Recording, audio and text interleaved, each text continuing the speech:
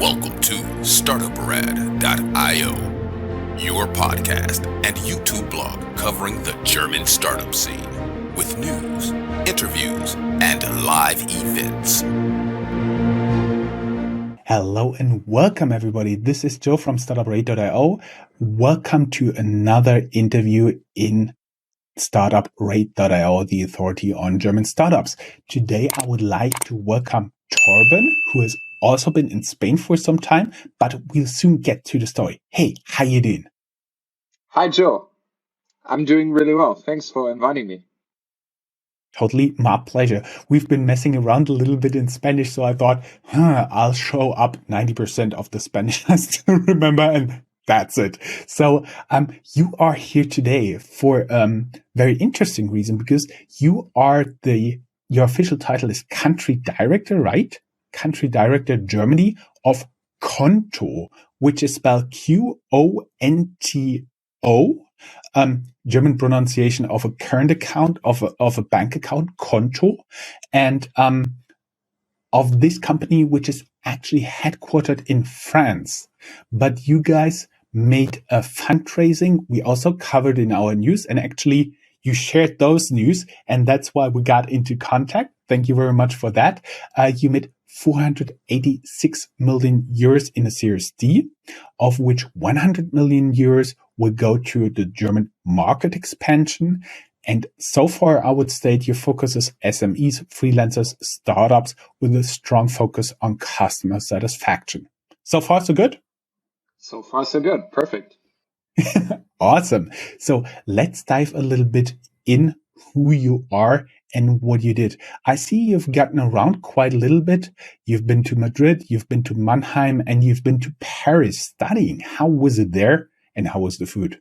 The food in all locations was amazing, to be honest. So that's true. I've been around Europe for my studies. I also went to India for quite some time. But I really enjoyed all of the locations. But I have to say, the best food, probably in Berlin, where I am right now, because you have the best food from all over the world in one city. Yeah, it's very international there. I would be curious, where have you been in India, and how was it? Because I've seen you've been there for Audi, the big car company. That's exactly right. So it was between my undergrad and my master degree, and I really wanted to just see a different part of the world. And India was one place which always fascinated me. I wanted to go somewhere completely different. And India was definitely the place where it's very different as soon as you get there.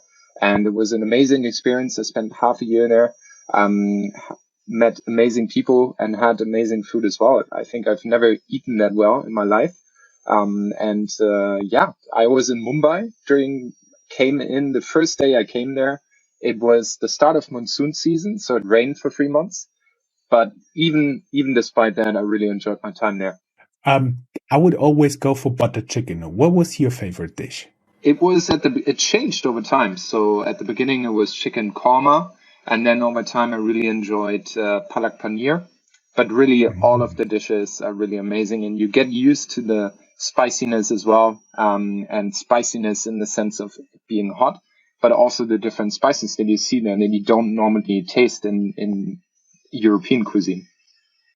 Exactly. And now we're taking our daily detour. Let's go a little bit into what you did in business terms. I've seen you had stops at Rocket Internet, a consultancy called Oliver Wyman, and very interesting for a lot of people interested in startups, Bird, the company. Can you tell us a little bit about what you did there, and maybe a little bit hinting at what you've learned there? That's exactly right. So after my studies, I studied finance at HEC in Paris, a business school, where I focused on financial topics. And during that time, I already had a lecture together with Oliver Wyman, which was focused on fintech. And I even had some experience in fintech before at Rocket Internet, at Lendico back in the day. I think it was we were a very small team at the time, but scaled relatively fast during that time. I think within 6 months, we were at over 100 people and in 5 markets, which was crazy speed during that time. But decided to do my master's in Paris. Always had this fintech idea in mind, but I really wanted to learn finance from the ground up. And that's why I joined Oliver Wyman, and I wanted to advise traditional banks, traditional insurances on their digital efforts. And that's exactly what I did. You can approach it from different angles. You can do it greenfield, basically from a clean slate. You can try to digitalize your existing offering, or you can buy different players. And that's all of that I experienced over time.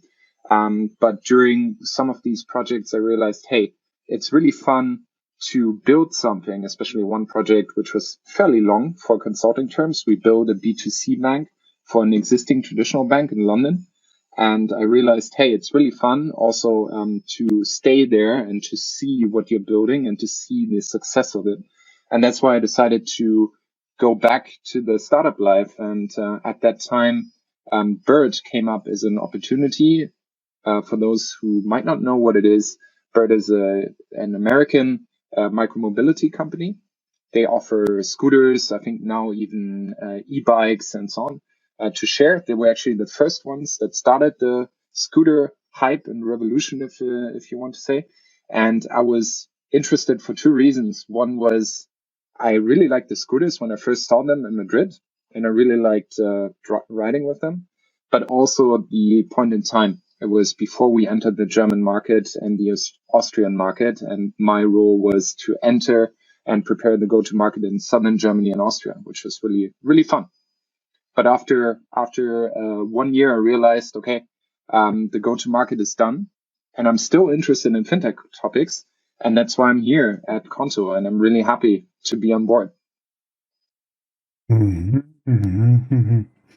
I see, I see. When I look a little bit further into your profile, it gets very interesting because in Qonto, um, you you guys, like the whole company, French and German part, you raised 622 million. I assume that's everything, including the Series D we just talked about. And I found some very interesting investors like Avala Ventures, Peter Thiel, European Investment Bank, Tencent, also known to our audience, as well as DST Global and Tiger Global, TCV.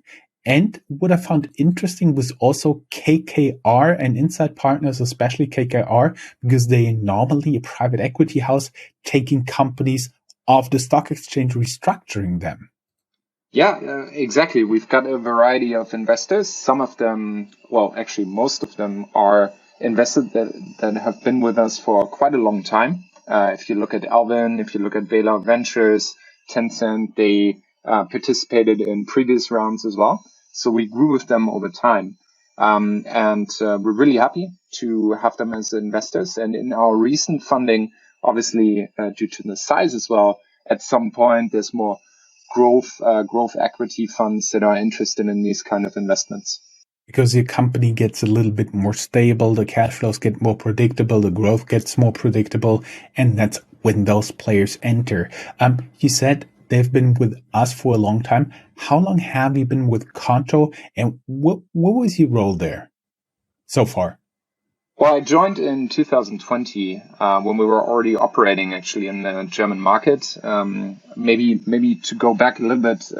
So what Qonto does and what we're doing, because I think it's important for the story as well.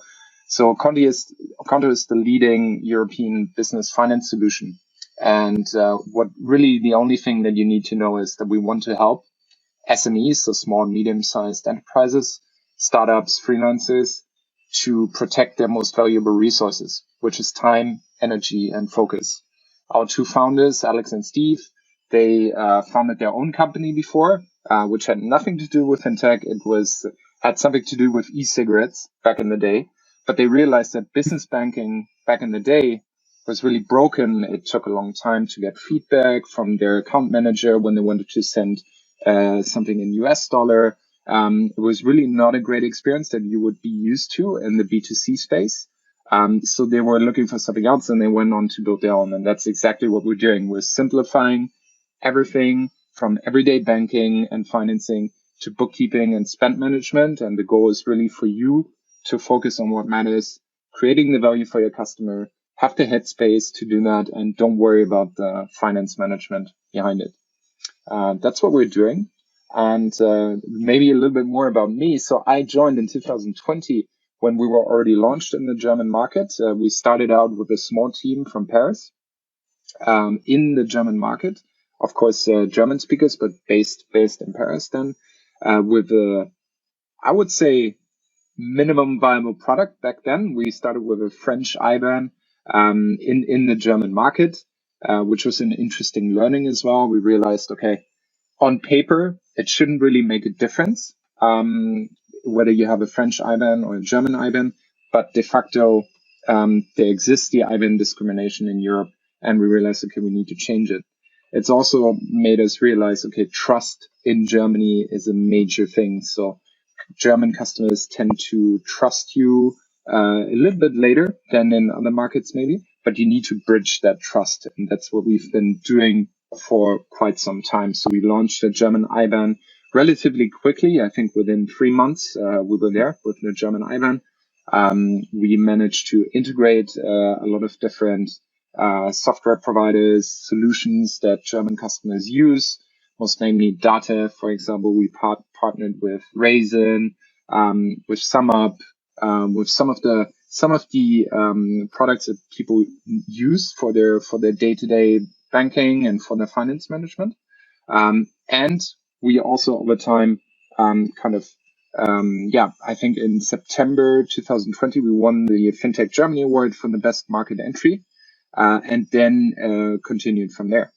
So what we're doing now in Germany is really offer the everyday banking on the one side. So we've got the German IBAN, we've got the physical and virtual MasterCard, payment methods, of course, like the everyday banking needs to work. But then we're offering the simplified accounting, so you can scan receipts, you can sync it with Datev and so on. You can organize your teams in it, empower your employees to spend with the cards that you give them, maybe in virtual cards, and you can integrate with your favorite bookkeeping solution, Zefdesk, Fastbill, you name it. And that's what we're doing in the German market. That sounds pretty interesting. We may take a few steps back because not everybody listening here is a fintech geek. So first up, I'm very sure Rene from Fastbill would love this statement. He's been also in one of our interview guests here, with his exit to the Canadian unicorn. We're talking about an IBAN, which is an international bank account number. And you're talking about a French and German IBAN. And that's basically like the first two letters. They designate the country, like DE for Germany. Then there are two numbers that designates the city with a little bit more, and then there's the account number. So basically, if you have one whole IBAN, it should, in theory, be possible to send money to this account from all over the world with any problems. As I said, in theory. You talked about Datev, which is basically the main format, the main provider to exchange accounting data around here with the tax authorities and stuff like that. And you talked about Raisin, now Raisin DS, which is a broker for fixed deposits, like fixed deposit savings. Yeah, exactly. And of course, we'll also link the interview with Rene and Tamas, the founder of Raisin, down here in the show notes. You'll find them there. Now that we got that out of the way, where are my notes? What else I want to talk about with you? Oh, there is a lot to talk because you with Qonto are present in a lot of countries, but a little bird, namely your PR lady, told me 2021 Germany was your fastest growing market, right? That's exactly right. So we not only won the 2020 Fintech Germany Award for the best market entry, but we really shown over 2021 that we can build the trust with the German customers. And it was, in fact, our fastest growing market. We grew by 2.7x our customer base in Germany over that year, which was I was really happy about it. And this year we're doubling down on Germany. So we're operating in 4 countries. We started out in France. We're now in 4 European countries. So it's France, Germany, Italy, and Spain. And we pretty much launched all the international markets at the same time. So end of 2019, beginning of 2020, we launched in Italy, Spain, and Germany. And during that time, it was interesting to see the differences between the different European markets. I think it's also interesting for maybe some of the listeners who aren't that familiar with the European market. Some people think about the European market as just one, but it's really different between the market, especially if you are a fintech company. So you of course have some compliance that you need to apply to, but you also need to think about the different market dynamics. And what we see, for example, in Spain, there's a lot more market development that you need to do, more customer education. You also in Spain have very strong traditional banks like BBVA or BBVA, which is very active in Latin America with their digital offerings. So they have quite a strong digital offering. You've got Italy, on the other hand, which is, more of a clean slate in terms of the competitive landscape, but you still need to, you have a big offline market as well. So you need to pull more customers into the online world. And then you've got Germany, where the customers are more accustomed, I would say, to digital offerings, even though maybe the prejudice is that German companies or Germans are a little bit slower in the adoption of digital offerings. I would say in the B2B space, they're quite open if you can show them the benefit. On the other hand, you have also competitors in the German market. So that's kind of the trade-off in that sense. But we like competition in that sense because you can see the product market fit of your solution, and you can see that if there are competitors which are somehow similar to what you're doing, then you can see that there is indeed a market. So that's a good thing. And we ultimately just want to serve the customers with the best service. So it helps us improving our service as well. I've also found out that 1/3 of your clients are already startups. So, as you said, it's easier to explain. For example, somebody who would not know Startuprad.io, I could tell them I'm doing the same as This Week in Startups for Germany, just better. And you can do the same, right? Exactly. So one third of our customers are founders in Germany, and it's roughly the same in France. We're helping founders in both countries. And it's really something that German founders are surprised by. When you create your capital company in Germany, you need a business bank account to pay in your capital deposit. And it's the step in the process where most people are surprised by how long it takes. So either a traditional bank doesn't accept you when you want to open a business bank account, or it takes weeks to create it. And we at Qonto, just like in our traditional offering, we do 100% online, 100% digital. You can create an account within 10 minutes, and then we'll set you up to be ready for the trade registry within 72 hours. So that's our promise. And we want to basically help the founders in Germany to be faster at the company creation and make it as seamless and as quick as they needed to be and as they expected also to be. And I think that's really needed in Germany as well. We have a Gründungsrate, a founding rate, so the percentage basically of the start of companies in Germany, which has over the last decade or two decreased all the time. And we really need to move the needle here and create more companies, more innovative ideas in Germany and in Europe to protect our wealth as well as a European society. When you've been talking about doing it all digital, focusing on founders, of course, what came to mind was N26. They're not necessarily a business company, but they'll do some competition, especially in terms of freelancers for you. Holvi, Penta, which we had pretty frequently in the interview from the very start, and Deutsche Bank's competitor First. They all come to mind. Where would you say are you different? Because especially when you see the fundings of N26, like the last funding, $900 million US, if you want to beat that with 100 million US dollars, you either have to be very good or very different. Well, first of all, congrats to them. We're happy for them. I think what sets us apart at Qonto is our pure B2B focus. So we're focused on small, medium-sized enterprises, freelancers, startups, founders only. We don't do B2C, and that's the first difference there. But the three main things that set us apart is, on the one hand, our product. So we built our own core banking system, which really allows us to have a very reliable, very fast service without any interruptions and so on.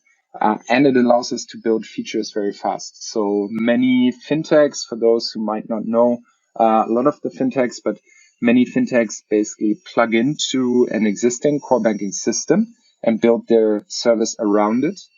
What we're doing, and that was a strategic decision, was to build our own core banking system and use that as a strong base to also offer what we're offering now.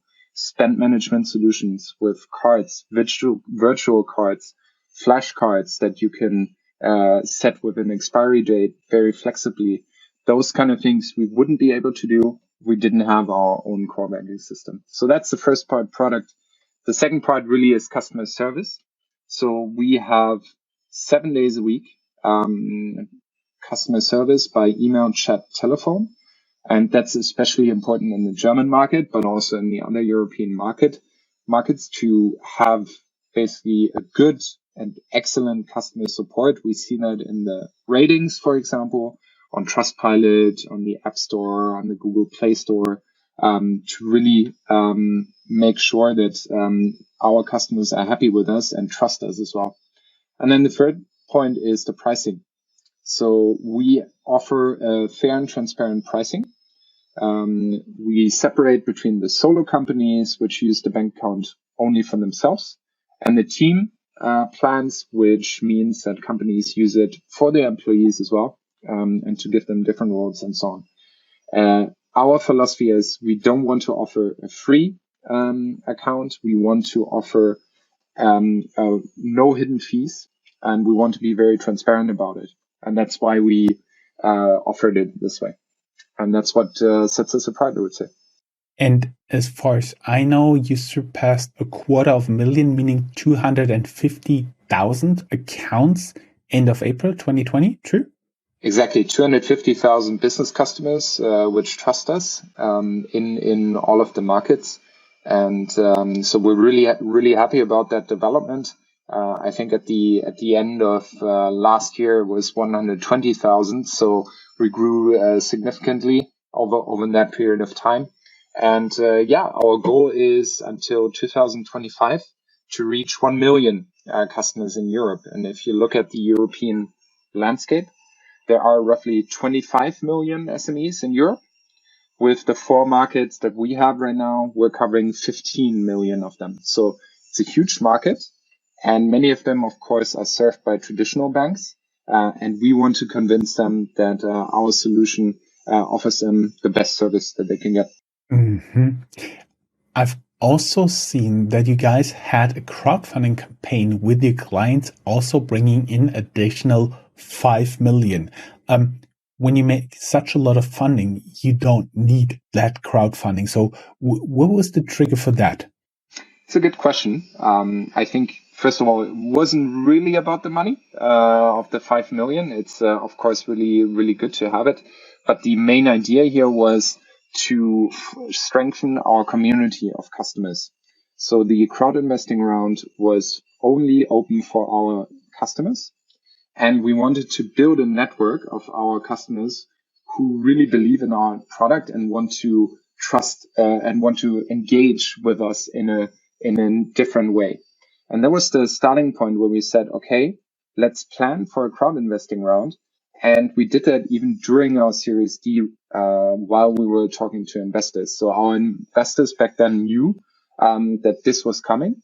And we wanted to basically build a community of our ambassadors who are also investors. And if I think about my stocks, that the companies that I'm invested in through stocks, I'm really interested in what they're doing and how they're doing. I read the news about them. I'm much more engaged. I feel closer to that company. We wanted to create that feeling as well. And on the other hand, we wanted to use the community to kind of have the dialogue together. There were around about 1,800 customers who invested for this 5 million. And those customers are loyal customers. They believe in our company, in our product, and in our future. And we want to build the next features with them as well. So we want to engage them more. We want to ask them for feedback. And that was the main idea. And by the way, we are the only scale up who managed to do this and who wanted to try it on that scale. Usually you hear about crowdfunding, crowd investing more at an earlier stage, but we really wanted to do it for a different reason. And we're really happy with the results. And now we're starting to engage with this community of our investors. Mm-hmm. That sounds pretty good. So you're more about customer satisfaction, like more a real community than just offering good banking services. I would like to pick your brain a little bit for those thousands of people listening to this from abroad, because you guys had to localize a German version from a different product. Admittedly, the French culture is not so much different, right? They also love bread. They also drive on the right side of the road, and they also love football. For the Americans, that's the real soccer. Yeah, the real football. But did you find any differences, like big things you had to learn or to realize as a German? Oh yeah, that's different for us. Well, first of all, we decided to launch in those 3 additional markets because there are similarities and because they are the biggest other markets in Europe. That was the rationale for Germany, Spain, and Italy. But of course, there are cultural differences. And I think if you want to launch in Germany, I would say it really depends in terms of localization, what kind of product or service you're offering. So it could be that with your e-commerce solution, you might be able to have fairly little localization effort. But in general, what you need to keep in mind for Germany is that credibility and trust is really the most important thing in the German market. So I mentioned that we started with an MVP with the French IBAN in the German market. We learned from that, but our very first customers were really French German customers at the very beginning, and then some early German adopters who were curious and they were open to different solutions. And we were really wanted to learn. And at the beginning, the connection to these early adopters was really key. And that was the most important thing at the beginning, I think. When we talk about trust, you can also think about bridging that trust. So I would say the role of partnerships, you shouldn't underestimate. So really making sure that your local partners, that you have a strong local tie to them. It's also a good way to position yourself with these brands together and to expand on those partnerships over time. Being present in the German market is also very important. So building the community, like I mentioned, having events together is also super important, and just being present in the respective ecosystem. And by the way, the business landscape, of course, it depends on the sector you're in, but Germany is of course much more decentralized than France, for example. In France, much of the headquarters, if you look at the biggest companies, are headquartered in Paris. And lots of the economy is based in Paris. Of course, you have other cities like Lyon, where there's also an ecosystem. But in Germany, it's very decentralized depending on what you're working with. If we're talking about SMEs and the Mittelstand in Germany, there's a strong footprint in southern Germany and in the west of Germany. If you're talking about startups, you have Berlin. Of course, everyone knows Berlin. And the Fintech ecosystem, for example, in Berlin is still the biggest within the country. But there's also Frankfurt, there's also Hamburg, there's also Munich, maybe Munich a lot for deep tech companies as well. And many of the international tech companies are also based in Munich for the talent and the good universities. So it's much more versatile, I would say, as a market, and you need to address that, and you need to think about, depending on the service that you're offering, what your go-to-market approach is in Germany in that sense. So I would say culture on the one hand, so trust, really important to bridge that trust through partnerships, flagship clients, and so on. Of course, also customer service, quality, to have this wow effect at the beginning, but also considering the differences in the landscape. And of course, I would also say talent. So Germany is a great place to also attract talent. It can be German talent or international people who work in Germany. It's a very diverse landscape, I would say, in Germany. Mm-hmm. Exactly. Um, Before we already recording for more than 30 minutes by now. I would just want to highlight one point that I found very interesting with you guys is basically the ideas at one point that you could switch between different accounts, like switching the country in Gmail. That would be something I actually can feel now a traditional banker from one of the traditional banks here in Germany. They just got a heart attack or a stroke just thinking about that. How do you guys make this possible? There's several aspects to it. So I think underneath everything, there is the core banking system. So you need to work it on that level, and then from the ground up, I would say. And that's maybe also the difference to a traditional bank where you have legacy infrastructure and where you need to deal with a lot of different IT systems. So we don't have that. That makes it, of course, easier. The second thing is, so thinking about it from a customer perspective really helps, of course, when you design the product. So thinking about, okay, what would the customer need? And we, for example, think of ourselves as a European company, have thought about that since the very beginning. And our customers are also European or international. So switching between legal entities or maybe different bank accounts, even from one country to the other. So if I'm the CFO and I want to check how my German bank account or my French bank account works, you can just toggle and switch it on the left top hand side. And that's what was something that came over time, of course, but it really speaks to the idea that it should be simple and you shouldn't spend too much time on it. It shouldn't be too, it can be technical if you want to, but it should be as simple and intuitive as it can be. And kind of using that analogy from Gmail, which I use every day, I found it very intuitive. So why not use it as well? That is totally true. Getting to the very last section, the outlook. You've been already stating some goals. So what is on the horizon for Qonto in Germany as well as taking over the world? What's the plan? We have a lot of plans, but for I would say for the long-term vision is to reach 1 million European SMEs and freelancers by 2025. So we want to grow and we want to reach more companies and help them. That means for Qonto several things. So first of all, grow our international footprint, further increase the market penetration in the existing markets, so Germany, Italy, and Spain. Our goal there is to have 75% of our new clients outside of France by 2025, and to reinforce our European leadership by launching new markets by 2023. So the idea here is strengthen and further increase our footprint in the existing markets we're already in, but also expanding into new ones. Then the second point is on people. So we need to be the best employer that we can be in order to reach our goals and to attract the best talent.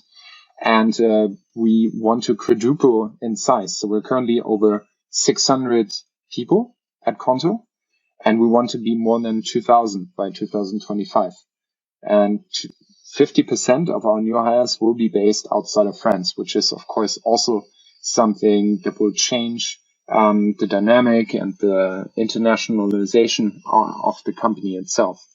In Germany, we plan to hire 100 new employees by the end of 2023, which is quite a lot. We're currently at over 25 employees. we want to reach that by the end of next year. And there's to do that, we just need to be the most attractive employer. We're, for example, having a Qonto Campus program, where we're allowing employees to work from our different offices in Barcelona, in Paris, in Milano, and in Berlin. Flexible remote policies, having a very engaging work environment. So those are all things that are kind of a condition for success. And then on the product side, we obviously want to expand our product and ensure our offering is the best product available in the markets. And you can think about it in three ways. So you can build it in-house, which we're certainly doing all the time. You can have new strategic partnerships. We're quite pragmatic about that in the sense of if someone else offers a better service, we'll partner with them, we'll integrate them better for the customer ultimately. And potential acquisitions are also on the table. I see. So you try to do everything and get big fast. So I've taken from the interview that there's no imminent IPO on the cards right now. That's exactly right. So we want to focus on our growth and, of course, never say never. But our journey hasn't come to that end yet. So we really want to grow, and we've raised money, and we want to spend it wisely, and we want to grow in a smart way in those markets. And we see a big potential. Like I said, 25 million SMEs in Europe. It's a huge market, and we want to serve them the best way possible. I see. And for everybody who may be interested in getting hired by Qonto, you'll provide a URL for us. You could go down here in the show notes, wherever you're listening to this or watching to this. There's a link to our Medium blog, and there you'll find the link to the Qonto homepage. For every investment banker and SPAC owner who's out there who still thinks that Qonto should IPO pretty soon, there's also your LinkedIn profile link there, right? Exactly.